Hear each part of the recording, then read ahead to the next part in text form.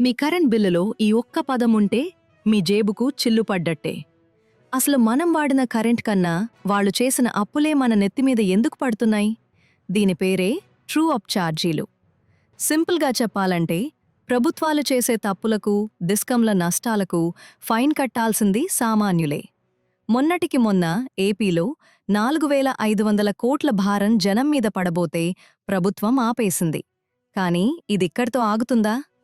పాత బకాయిల పేరుతో ట్రూ అప్ బాదుడు, కొత్తగా వస్తున్న స్మార్ట్ మీటర్ల మోత. మనకు తెలియకుండానే యూనిట్ రేటు మారిపోతోంది. ఫ్రీ స్కీమ్స్ అని సంబరపడేలోపే ఇలా వెనక నుంచి వాత పెడుతున్నారు.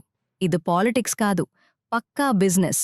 జాగ్రత్త, రేపు మీ బిల్లులో ఏ అదనపు ఛార్జీ కలుస్తుందో ఎవరికీ తెలీదు.